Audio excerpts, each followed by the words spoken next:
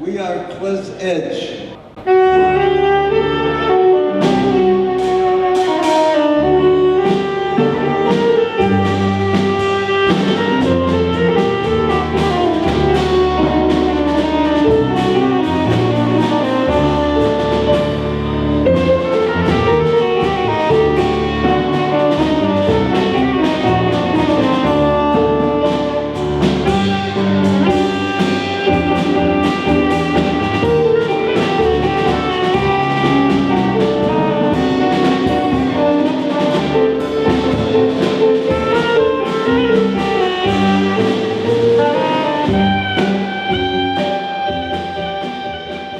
My mother was a classical music teacher at one point, and we had a small grand piano in the living room. And at 5 years old, I reached up, and I'm left-handed, linker hand. So I reached up to play boogie-woogie lines on the piano. I couldn't reach it from the bench, the piano bench, so I was just standing there trying to play boogie-woogie. And my mother heard that, and she said, "Oh, this kid's going to get in trouble trying to play the black people's music. We better get him straight with some classical training."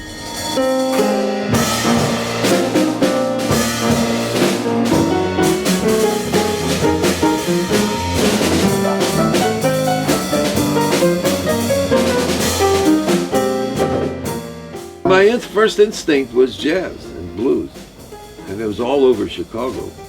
And so after the classical stuff, I said, no, I don't need this. I'm back into jazz.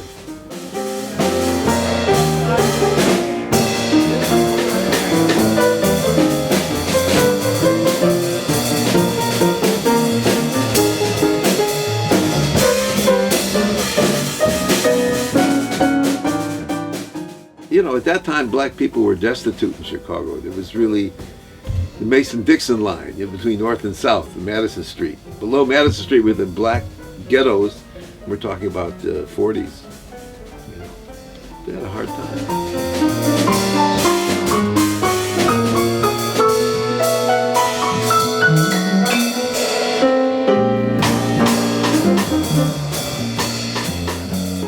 What was amazing is that a 15 or 16-year-old black kid could play circles around me because he got the information from Daddy directly, how to really play basic jazz.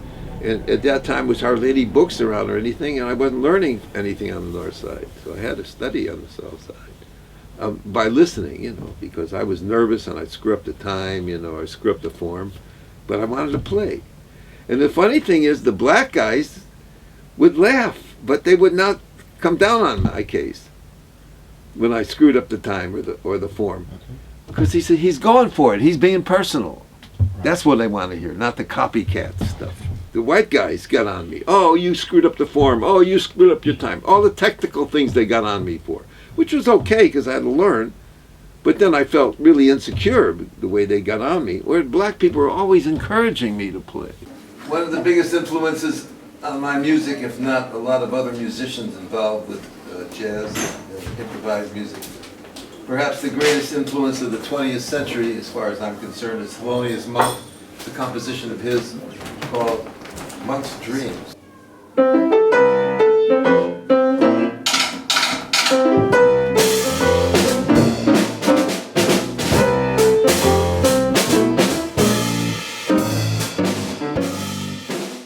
You need enough technique to express your deeper feelings, your soul, through the music. That's how much technique you need. Not so much technique that you show off your technique, because that's technical, left brain stuff, analytical stuff, and it has no soul in it. And a great example of a guy who just played every note and every nuance or every rest was Thelonious Monk. He had great technique, but he never showed off. So he was even criticized by critics or reviewers saying, oh, he has no technique. He played his soul. That's what made him so great.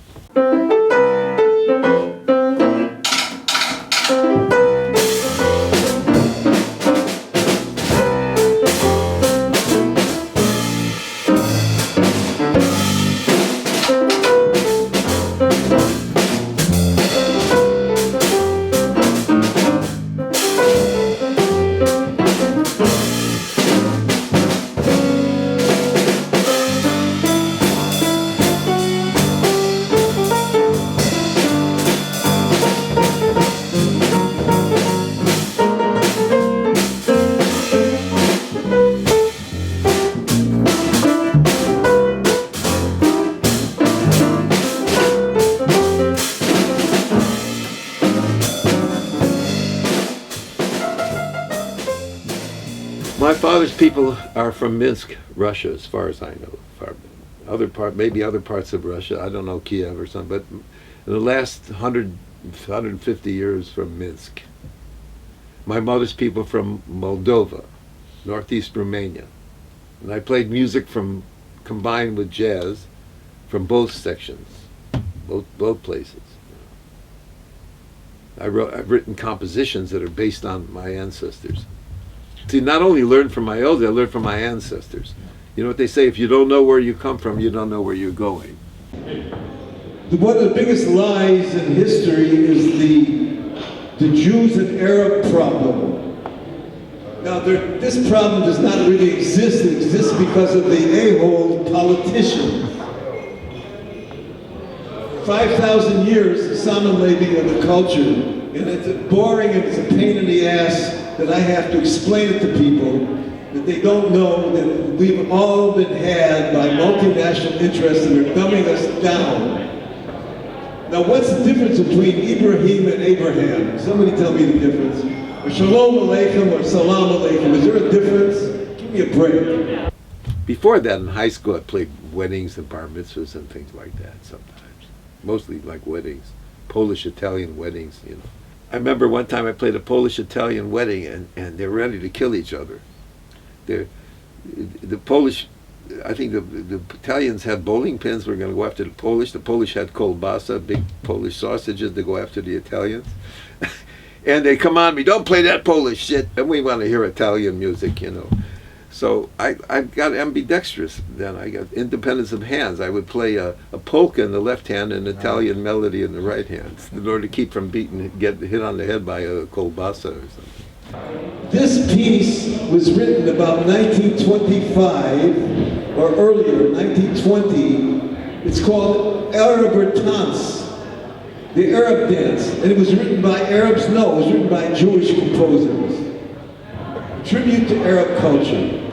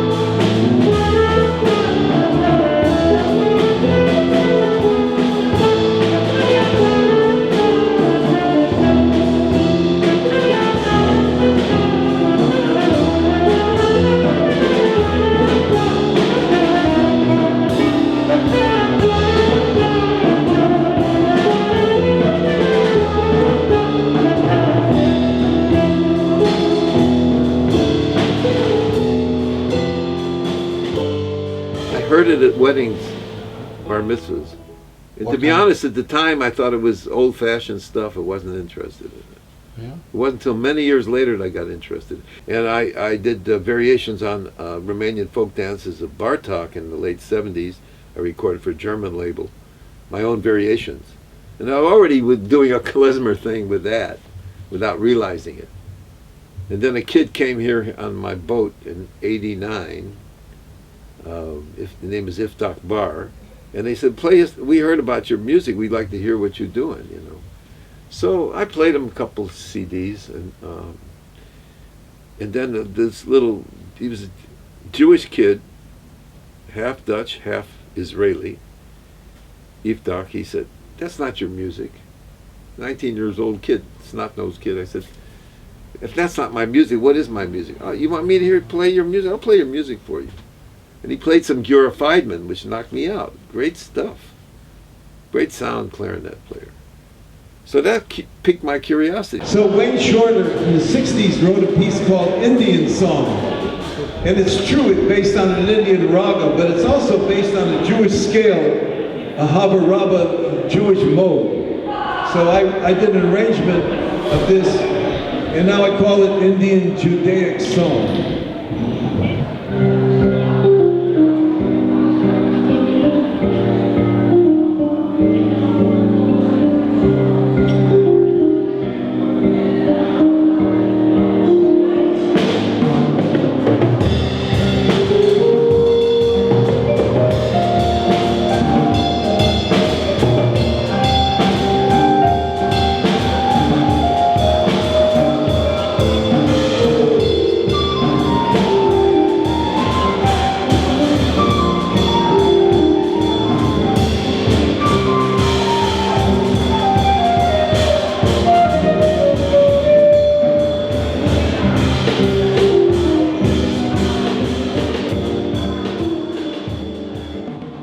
I'll start with one of the most popular Jewish modes, Ahava Rabbah, which is known since at least the 8th century in Jewish music. It's been in Indian ragas probably much longer. The Greeks have used modes that are similar. We did a piece by Wayne Shorter that also uses this Ahava Rabbah mode. Now, he thought of it as being an Indian scale, which of course it is, an Indian raga scale. And he wrote a piece in the 60s called Indian Song. But a Jewish friend of mine from Israel, a drummer, Igal Foni, told me about this. He said, check this out, it's also a Jewish mode. So these people like Wayne Shorter and Miles Davis and of course John Lewis are using these scales, and they probably take them from what's more popularly known, like the Indian ragas or something, or the Greek modes. But in fact, they're found in the Jewish scales also. So now I'll play this one for you.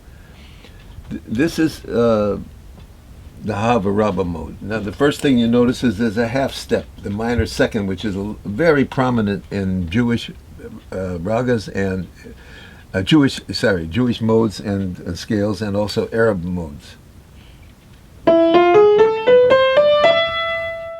Here's an example of it in Nardis from Miles Davis.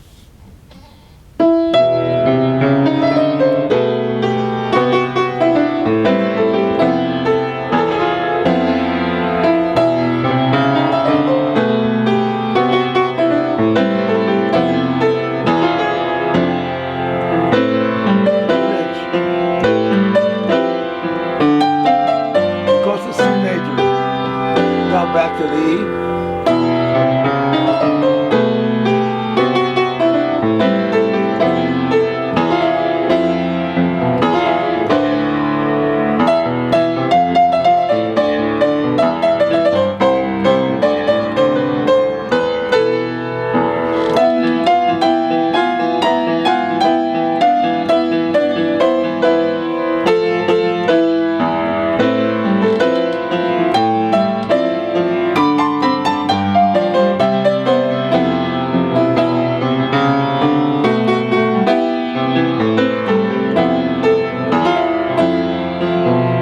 Just improvise with that mode.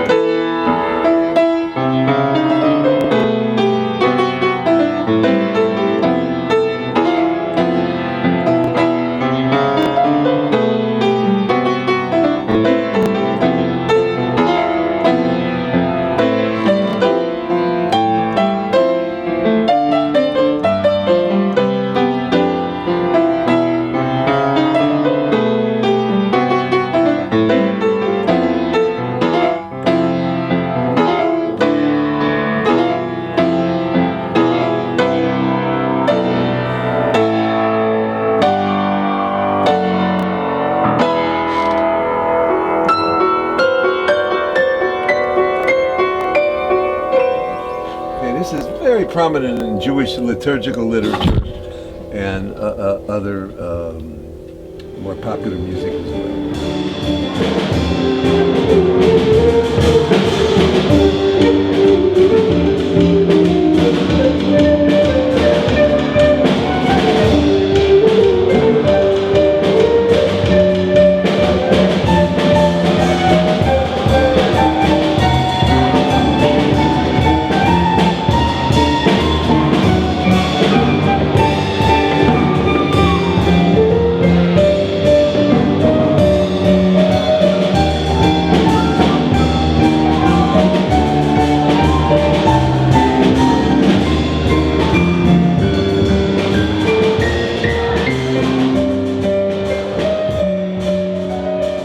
First time, end of '69. Willem Breuker invited me. What a beautiful guy.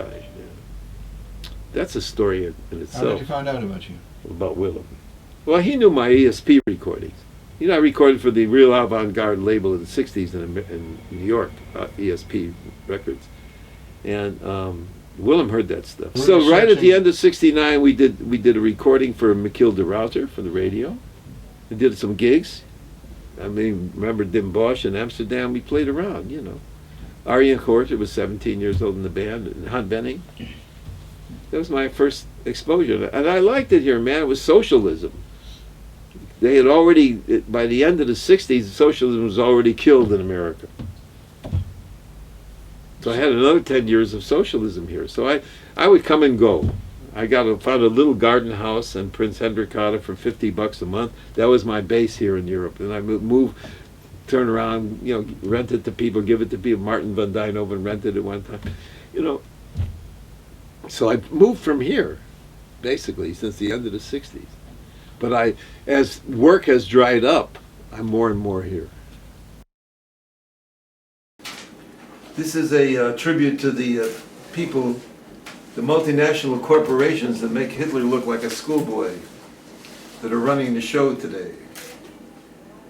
A tribute to these big multinational corporations who don't give a S about the environment or what happens to people or anything, just as long as they can make their big profits.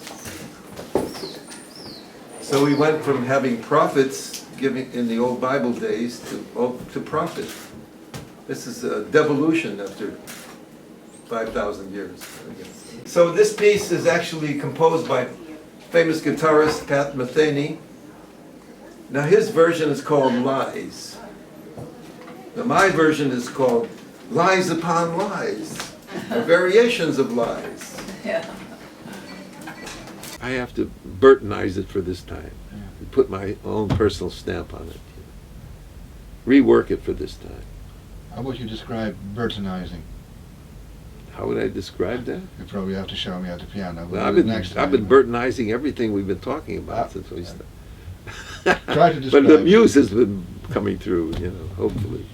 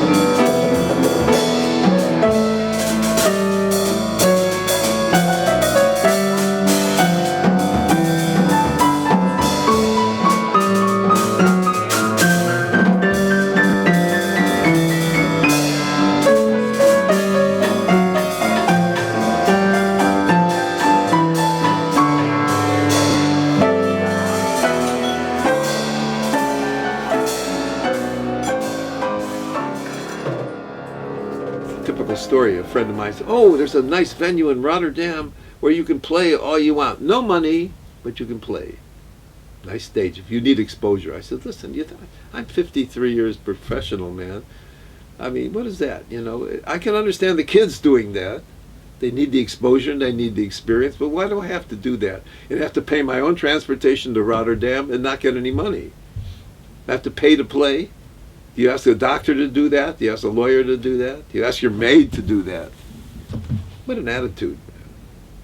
It's not in to pay musicians anymore. It's out.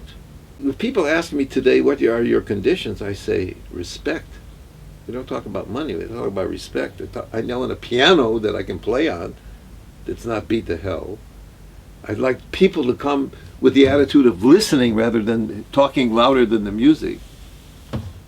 And if people like the music and they want to contribute a few euros for the musicians, great. I mean, I have my pensions, so I can live. But I need to feel respect. If I have to compete with people talking who don't give a shit about the music, then what's the point of playing there? And if you think creative musicians have a hard time today, what about the poets? Who hears about poets, man?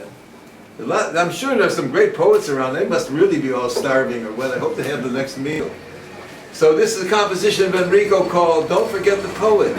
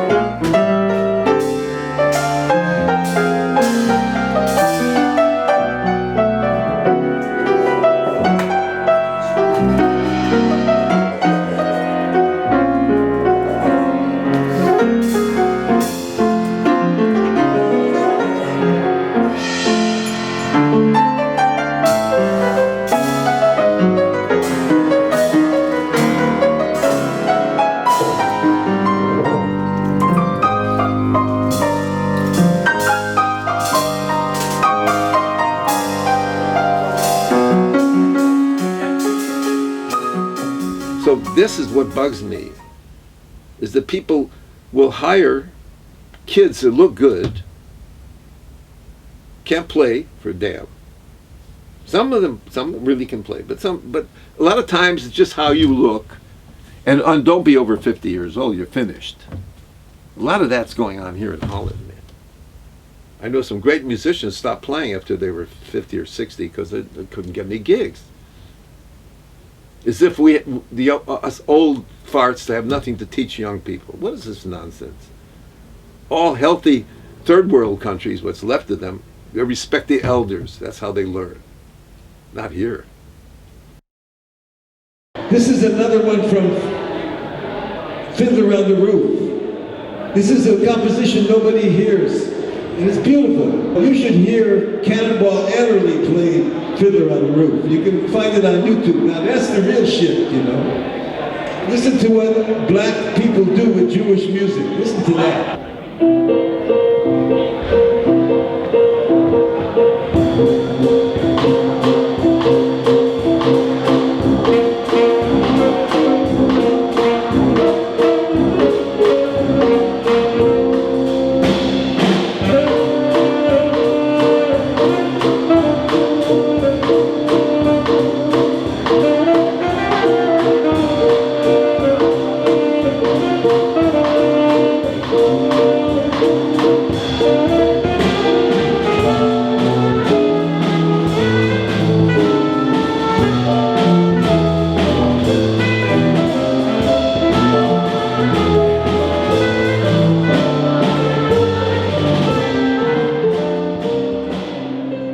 It's frolic music. It's basically music to entertain people, Jewish music.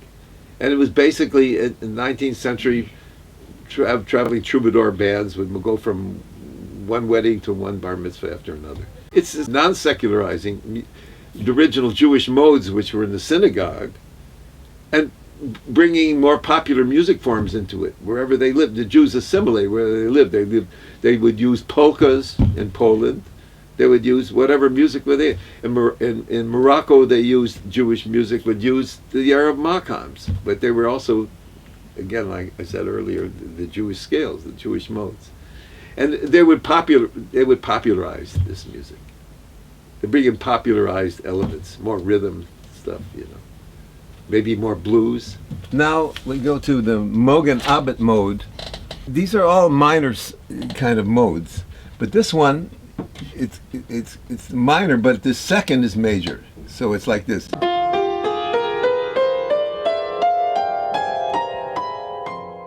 So this is the Mogen Abet mode, which has been around, as I understand, since before the 8th century.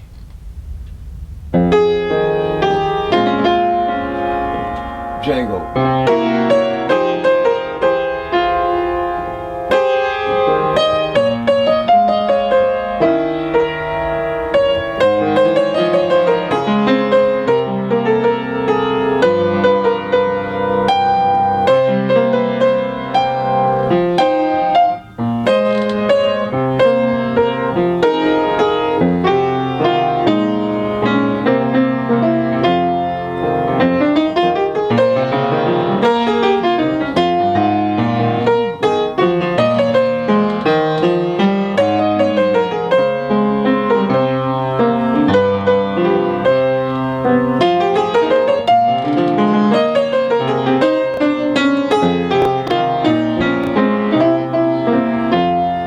Here's the scale again.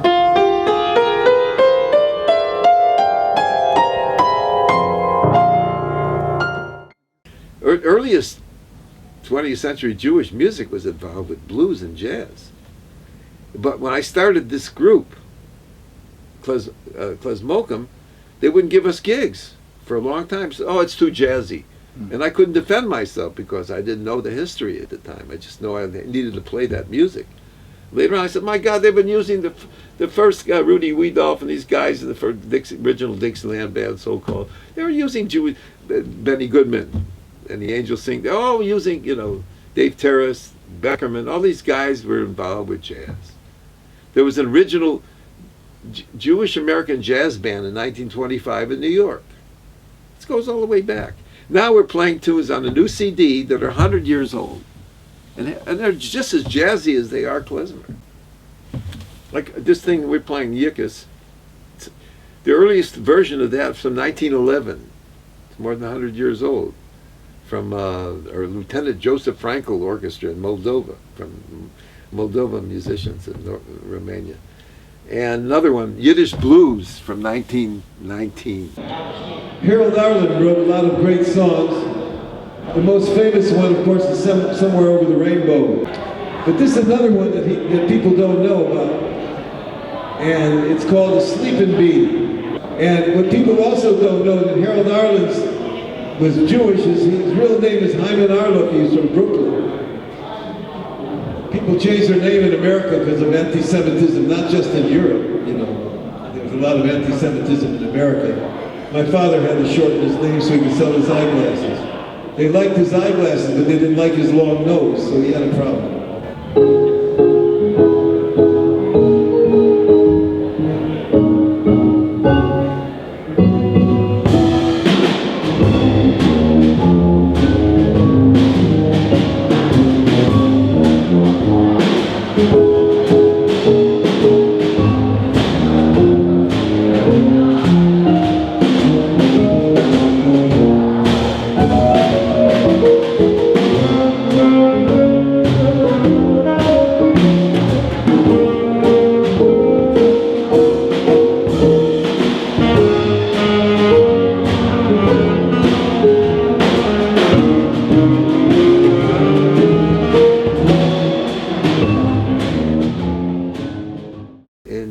Jewish lexicon, we are neshama, the individual spirit in the big spirit, the nefesh, in the big spirit.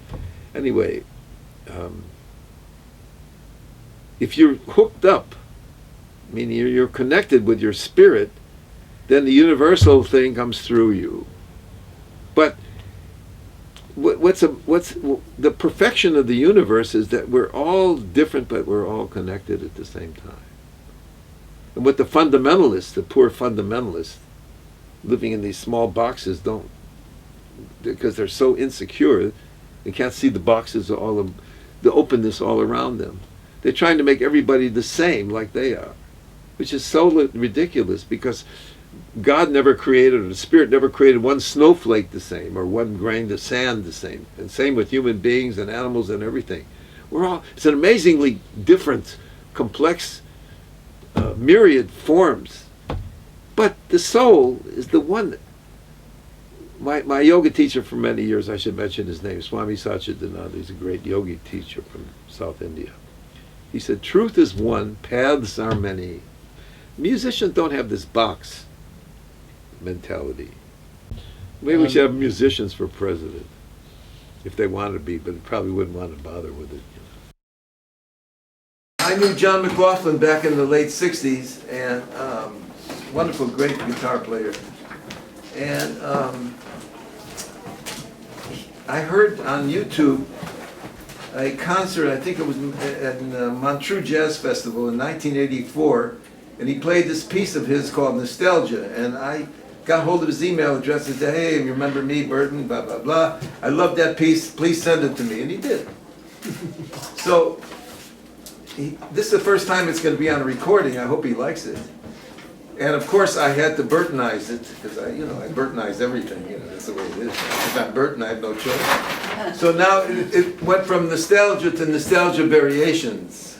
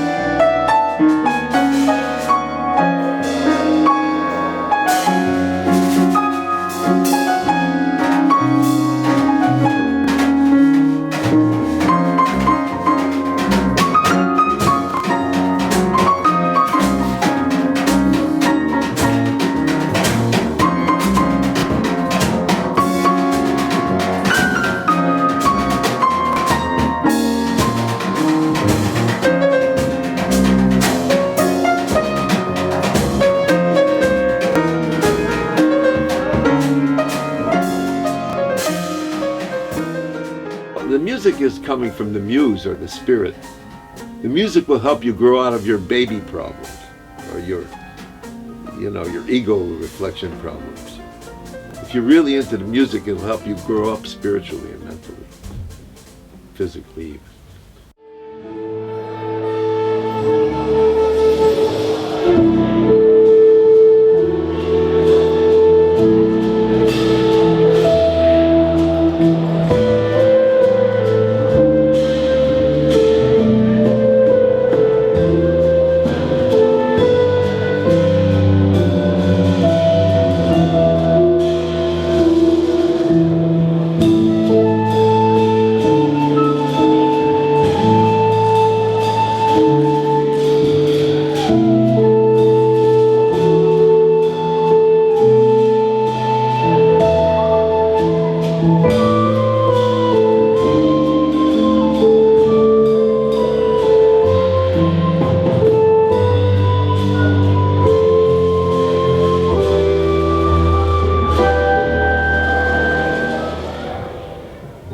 I couldn't get on a major television station saying what I'm saying.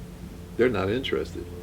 I have to go to Salto to say what I have to say. And I'm your local Chicago gangster here in Amsterdam a long time, Burton Green. Thank you.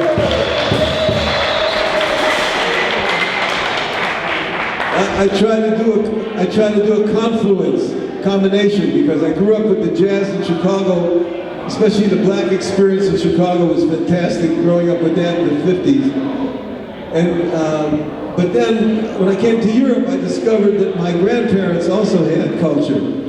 My mother's people came from Moldova, northeast Romania. My father's people come from Minsk and Belarus. So that's what you heard today, a synthesis of all those cultures coming at you. Hope you enjoyed it. Thank you. Last tune this evening is a composition of mine from a few years ago. It's called The Struggle Can Be Ennobling. The Struggle Can Be Ennobling.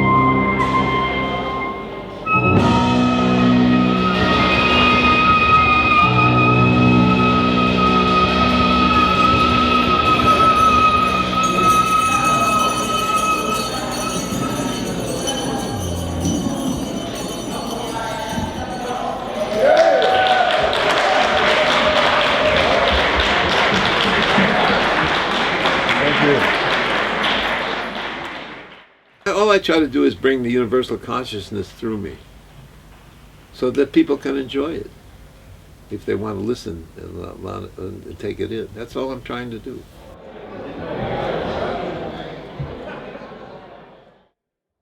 As my yoga master would say, namaste, blessings to all of you. Mazel tov.